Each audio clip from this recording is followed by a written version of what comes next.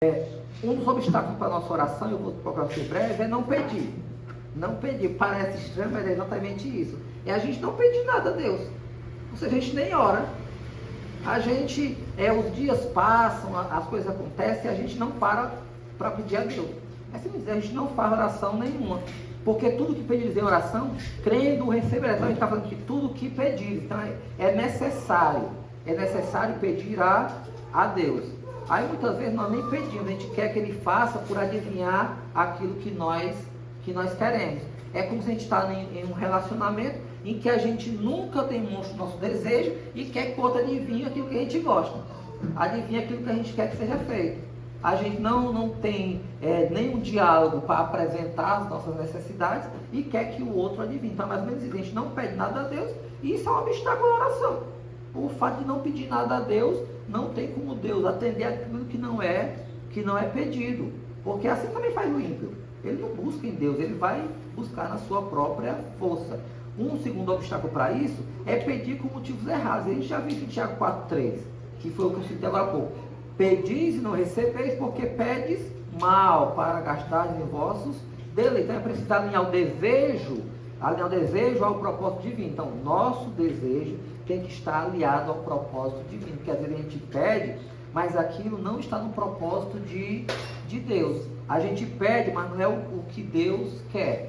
Então, muitas vezes a nossa oração, a nossa súplica, o nosso pedido tem a ver com as nossas necessidades, que é o que esse texto fala depois. Aliás, ele fala, não pedis, não recebeis, porque pedes mal para gastar em vossos deleites. Então, muitas vezes essa oração ela é apenas para nos atender. Eu acho até que eu já falei sobre isso. Muitas vezes a gente ora para que alguém se converta, não para que essa pessoa encontre a salvação, mas para que a gente encontre alívio. Eu estou precisando de alívio dessa situação, então eu oro não para que aquela pessoa se converta e ela conheça a Cristo e ela seja salva. Não, eu oro porque eu não aguento mais a condição que eu estou vivendo, eu não aguento mais do jugo que eu estou passando. Então eu oro para o meu próprio deleite. Então esse erro de motivação, embora a gente queira, claro, e Deus quer que a gente viva bem, que a gente não esteja sob um jugo desigual, mas muitas vezes o nosso pedido, a intenção do nosso coração, ela não é genuína e não está alinhada com o desejo de Deus. E daí vem um obstáculo para que essa oração ela seja atendida. No terceiro ponto, nós temos que pedir de acordo com a vontade de Deus. É algo semelhante àquilo que a gente viu agora há pouco. A diferença aqui é porque a gente quer saber da nossa vontade, independente da vontade de Deus. E aí diz, 1 João 5, 14, 15. E esta é a confiança que temos nele, que se pedirmos alguma coisa segundo a sua vontade, ele nos ouve. E se sabemos que nos ouve em tudo que pedimos, sabemos que alcançamos as petições que lhe fizemos. Ou seja, é necessário pedir segundo a vontade de Deus. E aí eu chamo a atenção para Lucas 22, que é quando Jesus ele vai orar e diz, Pai, se possível for, afasta de mim esse cálice. Mas que se faça não a minha vontade, mas a tua vontade. Amém? Então, é preciso ter esse entendimento, que não é a nossa vontade, mas é a vontade de Deus que precisa prevalecer. E um quarto ponto são as repetições vazias, que aí é algo que a gente conhece bem, que a gente critica, inclusive, os nossos irmãos, por causa das repetições nas suas orações. Ao ponto de nós evangélicos nos negar muitas vezes a orar o Pai Nosso, que é a oração que está no próprio texto, aqui na sequência de Mateus, inclusive, ela está, Lucas também nos ensinando a orar, Pai Nosso que está no céu. Então, com medo, que às vezes, você fala isso, às vezes nós temos medo, e o medo de parecermos com os nossos irmãos, que um pouco se confundem, ou muito se confundem com os ensinamentos da palavra, a gente tem medo de se confundir com coisa que a gente não faz. Então, a gente se nega muitas vezes a orar o Pai Nosso, sendo que ele só se torna uma oração repetitiva se a gente não souber o significado dele e não souber o que está orando. Então, essas orações e repetições já são apenas ritualismo. Passa apenas a ser um ritual. É por isso que perde o valor dessa oração, porque ela é apenas um ritual. Você ora por orar, ora por fazer, ora por estar ali fazendo. Não, você muitas vezes não sabe sequer o que está falando, ao ponto que se alguém lhe interromper, você perde o ave ou perde o Maria. porque você não tem ali a convicção do que você está orando. Por isso que o importante é saber não a origem, mas o ser, saber ali o princípio daquilo que você está orando, para que você não se perca naquela oração. Como nós devemos orar? Primeiro, orar em nome de Jesus é algo que deve ser básico e tem a ver com o que a gente fala, né? Até expulsar demônios, sei lá o que for, tudo é feito em nome de Jesus, porque não somos nós que temos autoridade para fazer nada. Então Jesus, ele é o intermediador, e tudo quando pedis em nome ou em meu nome eu farei, ou seja, é Jesus que tem autoridade, então é no nome dele, ele é o intermediador das orações. Por isso, muitas vezes a gente está orando assim, em nome de Jesus, aleluia, aleluia. E eu farei para que o Pai seja glorificado no Filho. Se pedis alguma coisa em meu nome, eu farei. Ou seja, o Pai, ele é glorificado em Cristo. Cristo é o intermediador. Então, toda oração deve ser em nome de Jesus. E aí vamos falar para o Espírito Santo. A gente tem que confiar na intercessão do Espírito Santo. Por isso que Romanos diz.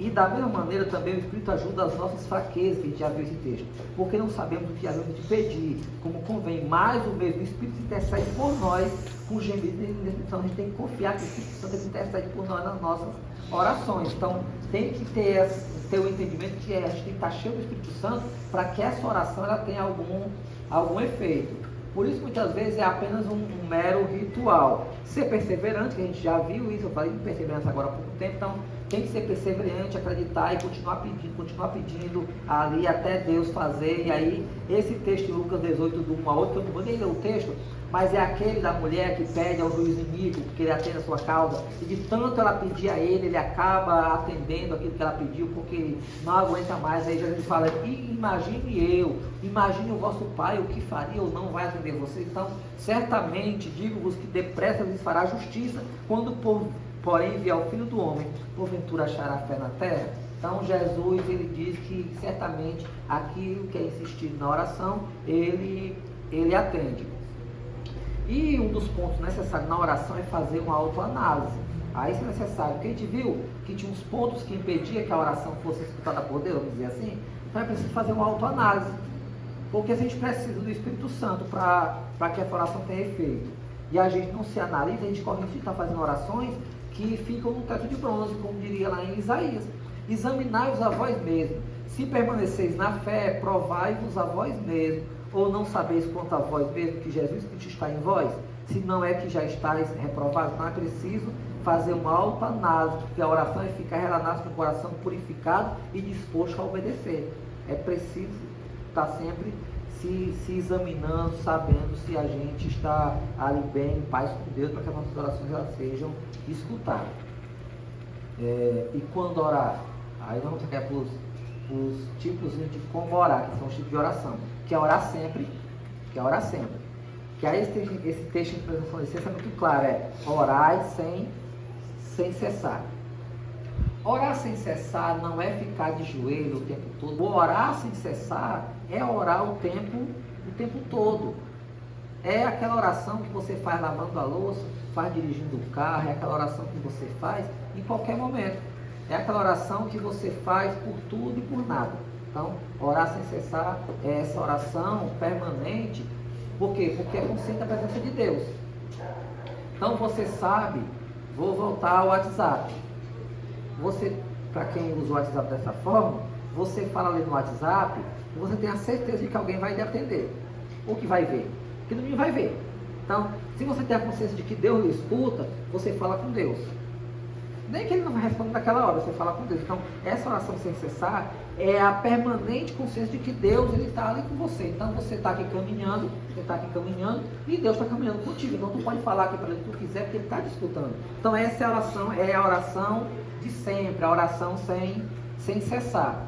Tem a oração devocional, que talvez esse seja um outro problema que nós, crentes evangélicos, temos, que é tirar esse tempo de oração devocional tão necessário para ser feito. Tanto é que Jesus, ele diz em Mateus 6,6, mas tu, quando orares, entra no teu aposento e fecha a tua porta, ora a teu Pai que está em secreto, e teu Pai que está em secreto te recompensará publicamente.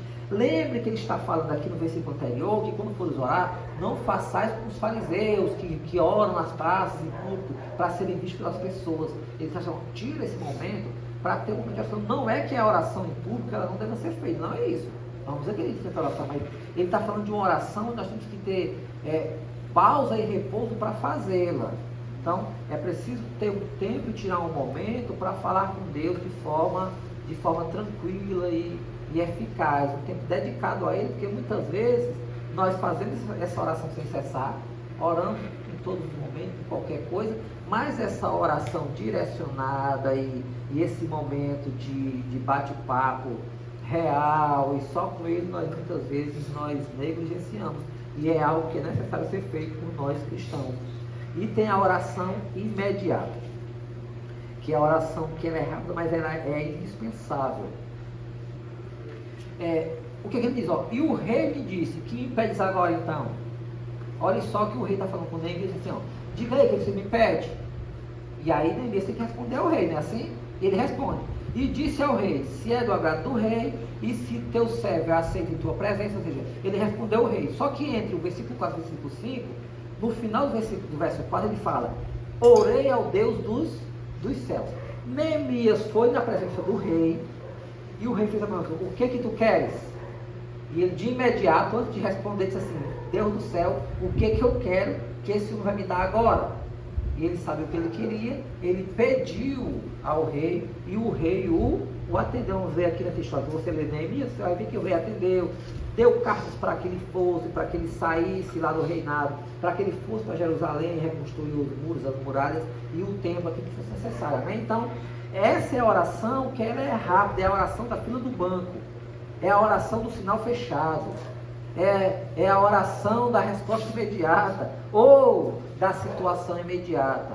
Então, essa é uma oração necessária, que a gente muitas vezes também negligencia, mas essa oração que ela tem que ter para todas as coisas. Eu vou fazer isso, preciso ter uma oração rápida. Não é a oração de passar meia hora de joelho fazendo, não, é aquela oração rápida. Senhor, tu está comigo?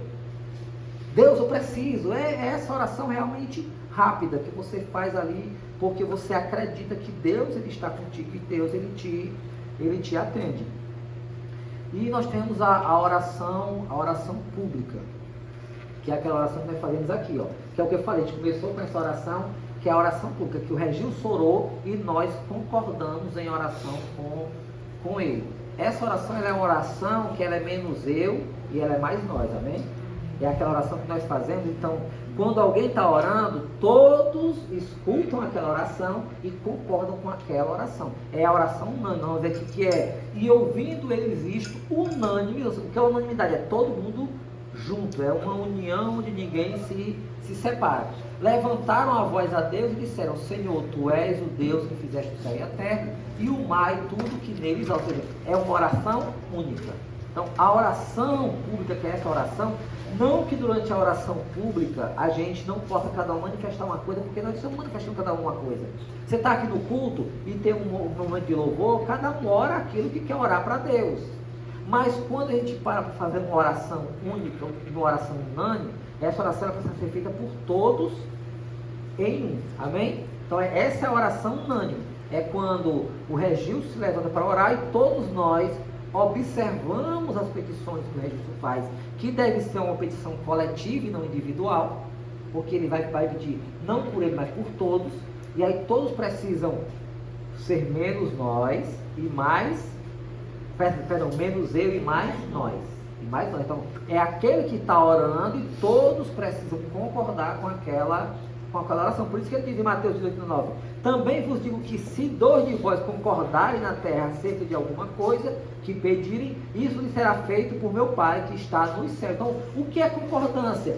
Concordância é todos pedir a mesma coisa. Nós precisamos, no momento da oração pública coletiva, unânime, orar e todos concordarem. A gente só vai dar um monte, todo mundo vai orar, então cada um ora por si. Mas na hora que alguém é chamado a dirigir a oração, todos precisam escutar aquela oração e concordar com aquela oração. Porque como é que se concorda com o que não se escuta? Então não tem como eu concordar com aquilo que eu não escuto.